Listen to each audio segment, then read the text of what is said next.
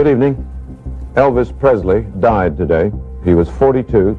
Apparently it was a heart attack. He was found at his home in Memphis, not breathing. Well, 24 years ago today, iconic rapper Tupac Shakur was shot here in Las Vegas. The rapper was shot inside of a BMW while stopped at a red light on Koval and Flamingo.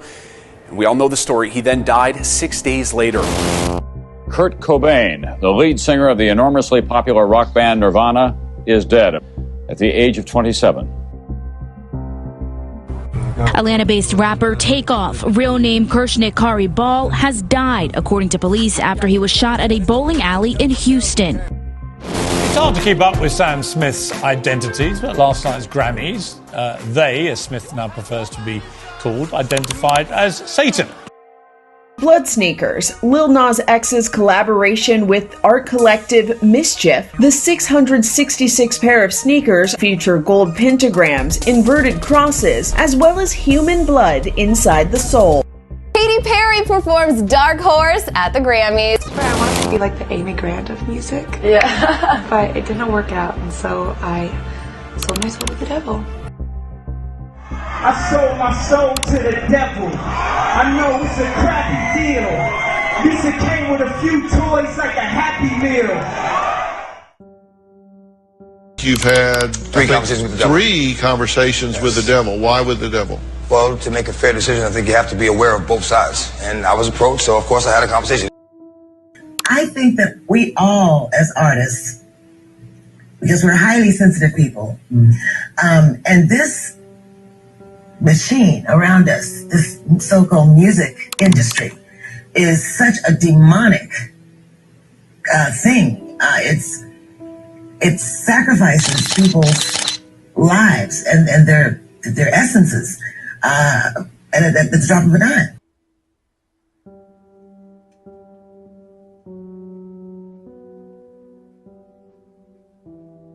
I ran around with a band that, I won't name them, but a satanic rock band, and all their music was very wicked. And one day I just asked him, I said, "Where do you get those horrible songs that you write?" And he said to me, "We all get in a room and the songs just come. We know that to be automatic writing." And he said, "The songs just come, we write them down, we record them, and then we take the master tape to a witch coven, and they pray over it, so that when we press the records and they go into people's homes, demons go home with each record."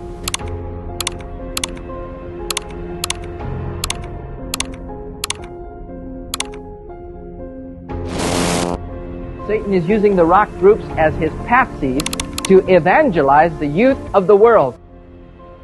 When I see the way these people are encouraging kids to live, there is no doubt in my mind we have got to be more militant in our own stand. The satanic message is clear, both in the album covers and in the lyrics, which are reaching impressionable young minds. When a form of music that our children like becomes linked with ghoulish images and violent theatrics, and even suicide, it demands our attention. Perhaps more to the point, the children need our attention. Some rock artists actually seem to encourage teen suicide. Ozzy Osbourne sings Suicide Solution. Blue Oyster Cult sings Don't Fear the Reaper. AC/DC sings Shoot to Thrill. Just last week in Center Point, a small Texas town, a young man took his life while listening to the music of AC/DC. He was not the first. But anyway, this music had young people basically just killing themselves and worshiping the devil and just basically calling the devil's name out. We went in high school, kids would come to school with the Satanic Bible, and this music would have all kinds of vicious pictures and graphic pictures on the CD covers and all this, and I mean, it was just a mess. Holy Spirit came to me a little while after that and said, spoke to me and said, "Craig, this is not pleasing to the devil." He said, "The devil is not satisfied with this because the brothers ain't down with heavy metal. Black folk ain't liking that." But he began to tell me that there was something coming that was getting ready to rock this nation. It's gonna be worse than a bomb, but it was gonna create a bunch of young people that were gonna totally defy order. The whole world would be rocked by the impact of it. he began to prepare something to catch and captivate the minds of America and pull them straight into his own belly. And that form of music that he was forming was what we know as the hip-hop culture. How do we live in a society where somebody says, you know what, I'm inspired to write a song that celebrates murdering another person, and then a person says, I'd like to put that on my station. Another person said, I'd like to pay for it, and then there's people out here in the audience that go, I'd love to hear it, as long as it's black guys, because even white people buy rap music, buy this type of stuff, because we know that when we want to hear about killing each other, we know who to turn to for that type of inspiration. We call it our music. We say we own it. White people buy more rap than black people. Yeah, but we're very careful to turn it down at the stoplight when other black people are there. Why? Because we know we're just pretending. For them, it's more authentic and real. The reason why Satan has to deceive us and get us into entertainment and cause us to be so focused on what Lil Wayne said and what the Grammys are doing, and we supposed to be praying, but we focus on that because he knows if we ever wake up to the true agenda, we'll start praying. Prayer is what destroys the enemy's works. But if you follow the money, you go high enough, you start to see, okay, let's take rap music. Same people who own the labels own the prisons. Now it seems like they're making it cool to be drinking lean and syrup. So why sign an artist that would promote that? It's opportunistic. Yeah. I got people to feed. I got a business to run. The master is a tape about as big as the top of this podium that looks like an overgrown 8-track that the album is cut on, and it's placed in a machine that produces and presses the records and the 8-tracks and cassettes that you buy. After it's been recorded, it's taken in. This is why a master's cut months in advance before it's released. On the full moon, it's taken in to a temple room about the size of this auditorium that is in every one of the major music companies, behind locked doors up in the executive office. And it's placed on an altar setting in the north of the room, and a pentagram engraved in the floor.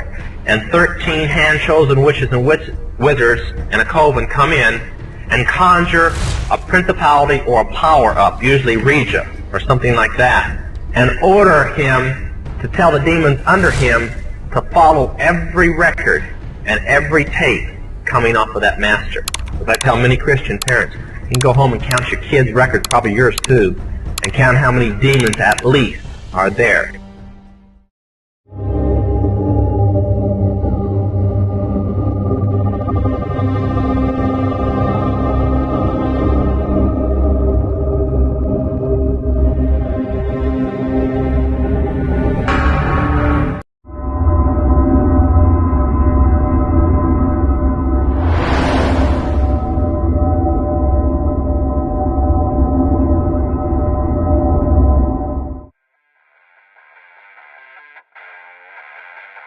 Music is a powerful force that shapes our culture and influences our lives.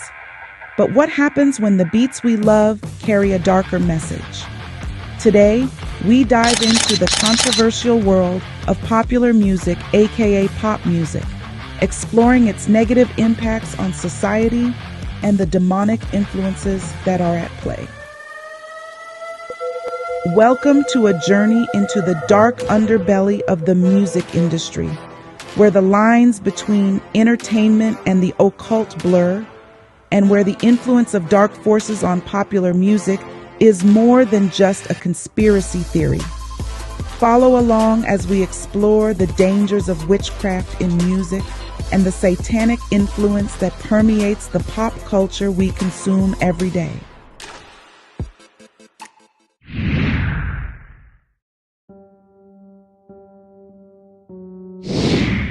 The idea that demonic forces influence music artists is not new.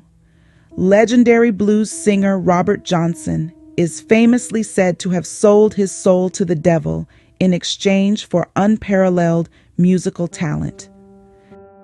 Down in Jackson, Mississippi, where Robert Johnson, the father of the blues and rock and roll, got his demonic ability to play the music that now has evolved into what we got now, this witchcraft music that we got now.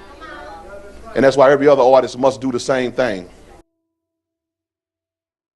This tale of selling one's soul for fame is a recurring theme in the music industry. This legend continued into modern times with artists like Kanye West, Bob Dylan, and Katy Perry. While performing on stage, Kanye West bragged to his fans about selling his soul to the devil. I sold my soul to the devil. I know it's a crappy deal. This it came with a few toys like a Happy Meal. In a 2004 interview with 60 Minutes, Bob Dylan admitted to making a bargain with the chief commander of this world and the unseen world. Why are you still out here? Well, it goes back to the destiny thing. I made a bargain with it, a long time ago, and I'm holding up my end. What was your bargain? To get where I am now. Should I ask who you made the bargain with? with the chief commander. On this earth? And on this earth, and then in the world we can't see. Early in her career, Katy Perry mentioned that she started in gospel music, but eventually sold her soul to the devil for fame.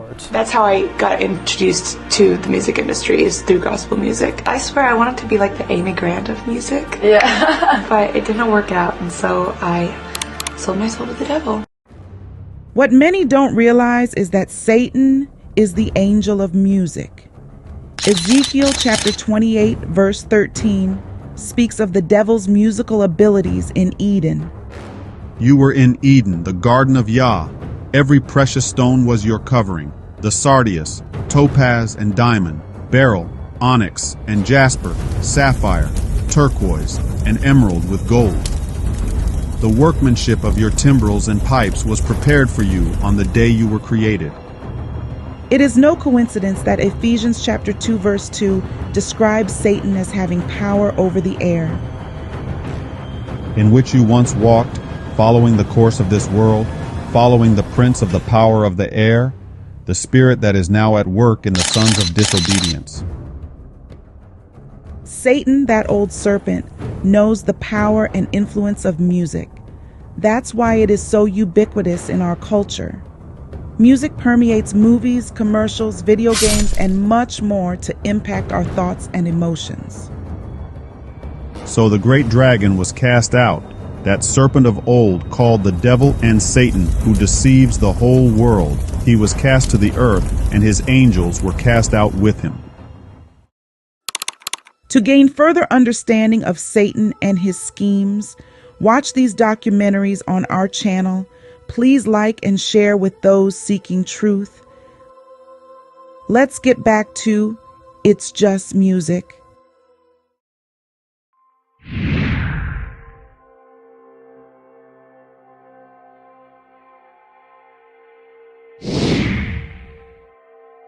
The Beatles' infamous Sgt. Pepper's Lonely Hearts Club Band album cover features Aleister Crowley, a well-known occultist and devil worshipper. This clearly identifies the band's demonic influences and the messages embedded in their music. As we just saw in the book of Revelations, Satan has deceived the whole world into looking at the success of musicians and not the source of their power. I want people to think about this. One of Satan's greatest deceptions was making people believe that music is harmless. It's just art. It's just music. And Satan has fooled everyone, all races. It doesn't matter, white, black, all income levels, rich, poor, all age levels, old, youth. Satan is specifically targeting the youth. I was watching this program on television just the other day. This story was about a young high school girl. She came from an upper middle income family. She was intelligent. She was bright. She didn't hang around a bad crowd. This young lady got a 30 on her ACT scores, so she was very intelligent. She had a bright future ahead of herself. So where does the deception come in? Well, this story was extremely sad because her favorite artist that she listened to all the time talked about taking a particular type of drug. This drug that her favorite artist sang about made them hallucinate and gave them special abilities to create songs. So she saw no harm in taking this drug and trying it out. And I want to show you guys this. This drug was no bigger than this sheet of paper. Now I want you guys to remember, this young lady had a 30 ACT score. She died from experimenting with this drug. Oh my God, Sheila, her lips are blue and I don't feel off. Now, who was her favorite artist that planted the seed in her head to try this out? It wasn't a new artist. It wasn't a contemporary pop artist. She got this idea from the Beatles, a band that was popular 40, 50 years ago. So you see, Satan and his demonic message reverberates throughout all generations. This rise in occultism and Satanism in pop music can be attributed to multiple generations believing lies about Satan, such as the notion that Satan is more powerful than the Most High God. For example, Billie Eilish's song, "All the Good Girls Go to Hell," implies that the devil is so powerful that we should want to be on his team. All the good girls go to hell. Satanism promotes systematized selfishness, the idea that one can be their own God. The Bible, however, states that humans are made in Yahuwah's image and are accountable to him. Aleister Crowley, an occultist, famously said, "Do what thou wilt shall be the whole of the law," reflecting the satanic belief in self-indulgence. In contrast, the Bible commands us to fear Yahuwah and keep his commandments. Let us hear the conclusion of the whole matter. Fear Yahuwah and keep his commandments, for this is man's all. Jay-Z, influenced by Aleister Crowley, boldly sported a shirt declaring, "Do what thou wilt," a command from Crowley's satanic philosophy. Meanwhile, Michael Jackson, originally a dedicated Jehovah's Witness, turned to occultism as his fame's sword. He donned an armband inscribed with the sinister numbers 777, echoing the very digits Crowley exalted in his writings. The music world is full of artists involved in the occult. Drop their names and share your thoughts in the comments below.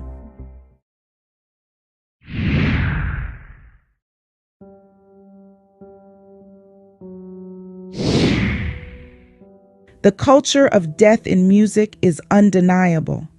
Artists like Elvis Presley, Whitney Houston, Tupac, Kurt Cobain, and many more met tragic ends, often linked to substance abuse or gun violence. The prevalence of suicide and overdoses among musicians is alarming and indicative of a cursed culture. The cultural acceptance of violence, drugs, and death in music is alarming. 2 Timothy chapter 3 speaks of perilous times, where men will be lovers of themselves and despisers of good.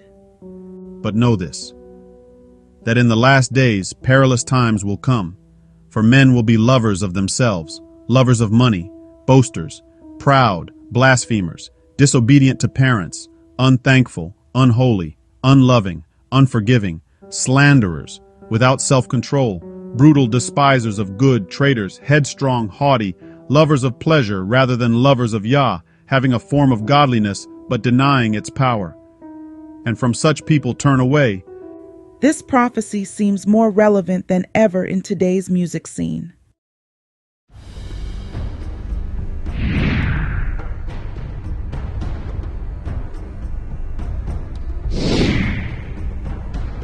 Satan knows that music wields a powerful influence on contemporary culture and society, shaping trends, attitudes, and behaviors in today's world. Most importantly, he knows how music influences our youth.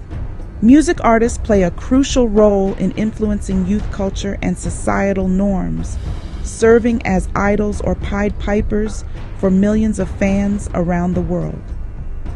From their fashion choices to their moral and social values, Satan's minions have the ability to shape the minds and beliefs of a generation.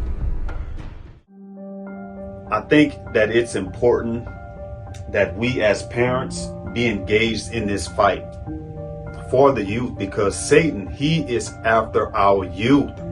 I remember the story of our child when he was in school, our son. He was just, 6, 7 years old, riding the bus. Elementary. Riding the bus, and they were playing this music first thing in the morning. You want to share that story? Yes. I remember that time like it was yesterday. Our son, he would ride the bus. This is when he was in public school. And every time he would come home in the afternoon, he would share with us that the bus driver would be playing all kind of wild and crazy music. A lot of it was rap. And of course, I mean, because we are followers of the way, which is followers of the Bible, we would teach our children about these things. So he knew in his spirit that, okay, something is wrong with this. And he said a lot of the children would be wilding out on the bus and just rapping out the songs. And he would come back and tell us about the vulgar language that was in these songs. And this was first thing in the morning. First thing in the morning. Yes, before these children even go to school. So this is the type of thing that was on their minds before they even got off of the bus. This was programming their minds before they even started school. Yes, and the bus driver was just pumping it up and had the music loud and nodding his head. And for him, that was him getting his enjoyment, but at the same time, it was for him not to have to worry about the children. So just let the music entertain them. And I remember, one time he came home and he was like, he started telling us like, Mom, Dad, like the music, it's just getting crazier and crazier. And then he started telling us the type of things that he was hearing. And these things were so vulgar, you all. It was speaking of, I mean, every, it's hard for me to even say. Right, just the lyrics. But the lyrics was very vulgar. A lot of sexual things. And I was like, enough is enough. And I remember, Brother Rasha and I going to the school board. But before I went to the school board, this is what I did.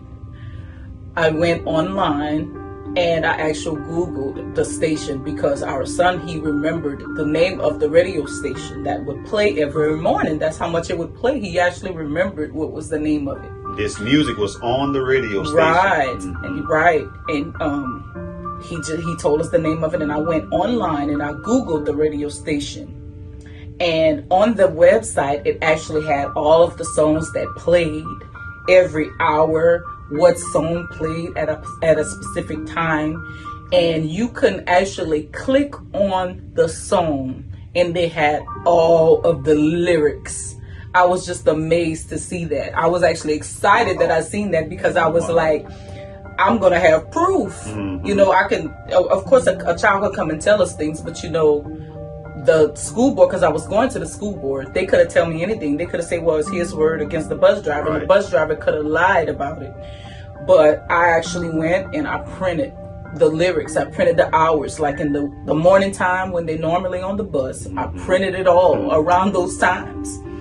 And when Brother Rasha and I read those words, those lyrics that was in these songs, it was vulgar.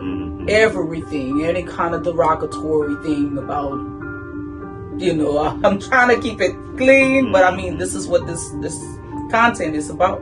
It was very vulgar. And I was so mad about this when we called, because on first they didn't want to listen to us. And I was like, you guys better do something or I'm going to go on the bus and turn the music down myself. Oh, right. You the one called on. I knew you was involved. I just didn't remember how. You called first before me going in with the evidence. And they said, sir, you better not. We're going to call the cops on you. So I had to step back a little bit and we went about it.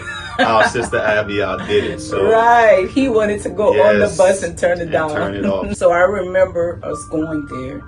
I brought the information with me, and I remember going inside that room, and I actually held the papers. I didn't let them know that I had the papers because I wanted to see how far it was going to go and what the superintendent would actually say. And he was like, as I was telling him what was going on, I was telling him the hours it was being played, and he was like, to be honest with you, I think that the bus drivers, they do that for fun, to entertain the children. And I really don't see any harm in that. It was him and it was another person in the room with us. And they was like, we don't see the harm in that, you know, it's just music. And most of the time these bus drivers just do that to entertain the children so that, you know, they don't, you know, to prevent anything from happening on the bus, like any fights or arguments, this and that. And I say, oh, okay. I say, well, it's harmless. I said, let me show you something. I pull out the papers, and I actually told him, I said, this is the station that the bus driver plays every single morning. I said, these are the hours that the children are on the bus. I want you to see the songs that's being played around that time. And I said, I even printed out the lyrics for you to see what is being said when these children are going to school. And when I tell you, when that superintendent read what was being said in these songs, when I tell you his jaw dropped, he could not believe it. He was like, I'm so sorry. This is definitely unacceptable. And I was telling him, I said, this is why you have children wilding out when they get off the bus and they go to school. This is where it is coming from. This is what's on their minds early in the morning before they even start their day. I said, so of course you're going to have children acting outside their body, wilding out and doing all kind of crazy things because look what they're doing in the mornings. This is what they're being fed before they even step off the bus. And he was like, you're absolutely right. I am so sorry. We are going to have a meeting with this bus driver. And he was like, this is going to come to an end. It's going to stop. And ever since then, when my son started riding the bus, he started coming home and saying, I don't know if you're all aware of this because this is in the South. We listen to Zydeco in the South, right? This is a South thing. You all might be aware of what that is. But he started saying, Mom, they're playing Zydeco now. This was more like an old school kind of thing that, you know, some of the Zydeco, he was like, this is it. He was like, it's old school Zydeco. And he was like, you know, it's decent music now. It's nothing crazy anymore. And so it really did work. And sadly, I would say a few years after that happened, because the superintendent, he actually took a stand and he started talking to all the bus drivers about the music, because he said that's what he would do now that he's seen what the children was being fed. And sadly, like a few years after that, he was gone. Somebody stepped in and they had him removed for doing the right thing and trying to protect the children. For standing up for what's right. It's just important as parents that we engage in this fight, because if not, this is what's going to happen. Our kids are going to constantly be fed this stuff. We have to monitor this stuff. Because Satan, he is after the youth. Big time. Pop music harbors dark influences. From the demonic imagery on album covers to concerts where artists openly worship Satan. The link between music and the occult is becoming more overt.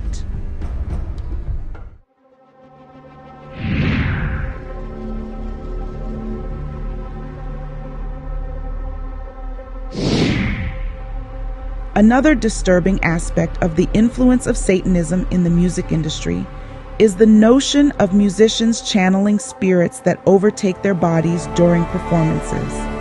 Some artists have openly discussed experiences where they feel possessed or guided by an otherworldly force while on stage, attributing their extraordinary performances to these spiritual encounters. Like when you're getting ready to go on stage and perform, does Sasha Fierce, when does she show up? Usually when I hear the crowd, when I put on my stilettos, when like the moment right before when you're nervous and that other thing kind of takes over for you. Min is a crazy boy who lives in me. and he says the things that I don't want to say. He was born, just a few months ago. I think he was born out of rage. He was conceived in rage, so he bashes everyone. He threatens to beat people, and he's violent. That must be nice to have like an ignorant loudmouth who you can just sort of blame every... He wants to be blamed. I don't want to blame him. I ask him to leave, but he can't. He's here for a reason. People have brought him out. People conjured him up. Now he won't leave.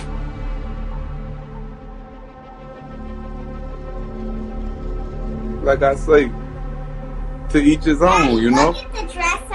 I know. You look at her. She's so sweet.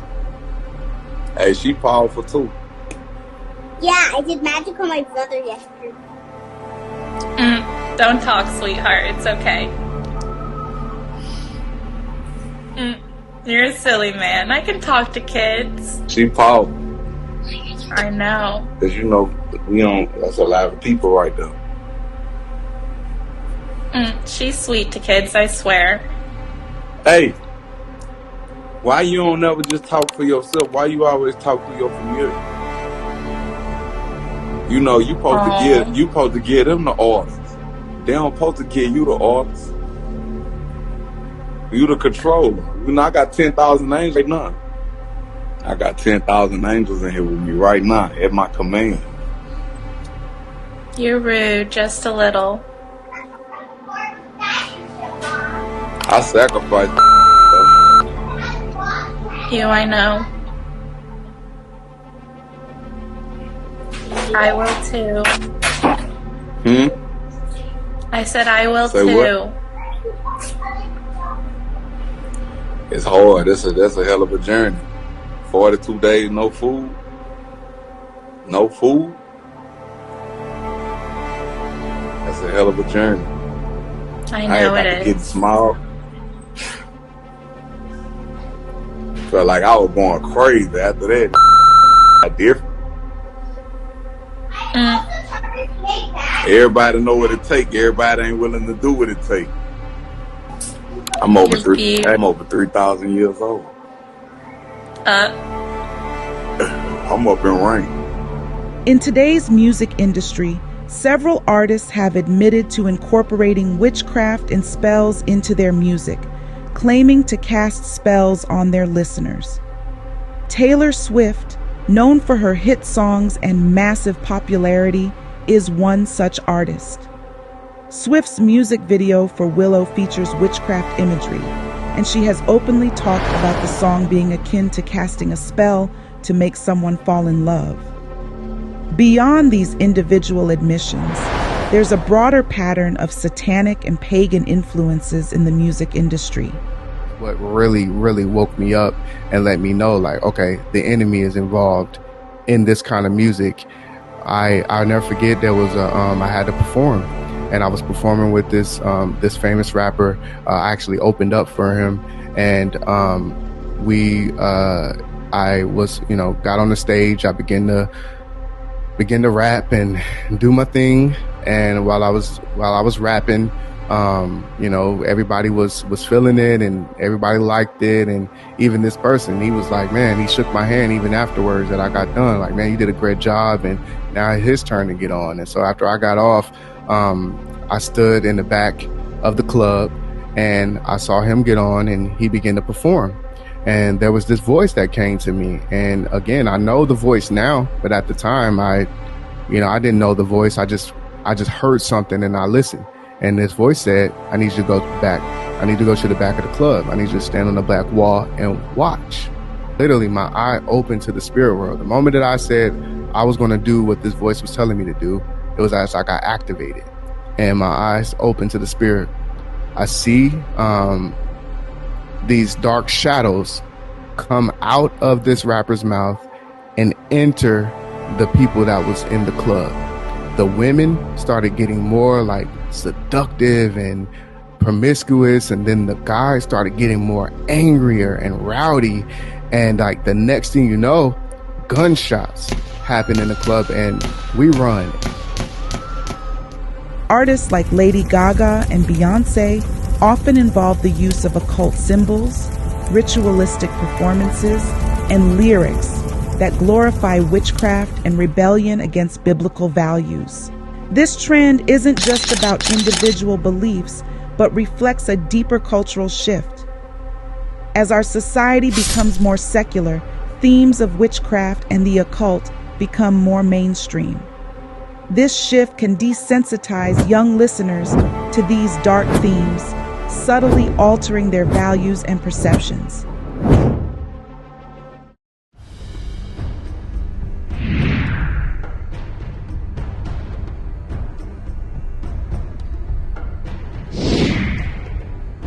As we delve deeper into the influence of Satanism in the music industry, it's essential to consider the role of music labels and executives in shaping what we hear. Music labels strategically promote certain types of music, steering the public towards themes of rebellion, immorality, and even Satanism. Many believe that artists have complete creative control over their music, but that's not the reality. Music executives and producers play a significant role in determining which songs get released and promoted. This control can lead to the propagation of specific messages and themes. The industry can subtly influence listeners, especially the younger generation, leading them away from the Bible and the Word of the Most High. As consumers, it's crucial to critically evaluate the music we listen to and understand the potential underlying agendas. In this context, it's vital to question who truly holds the power in the music industry, the artists or the executives. Are the songs we hear a genuine expression of the artist's creativity, or are they carefully curated messages designed to shape our beliefs and behaviors? As we close this exploration, remember the words of 1 Corinthians 15:33. Do not be deceived. Bad company corrupts good character. The music we allow into our lives and the lives of our children matters. It can either uplift and inspire or corrupt and destroy. As 2 Corinthians 2:11 reminds us, we must be vigilant and aware of satanic influences in music so that Satan does not take advantage of us with his devices. Be vigilant, be discerning, and remember that the devil demands sacrifice. Do not let the allure of popular music lead you away from the Most High Yahuwah. His word is truth.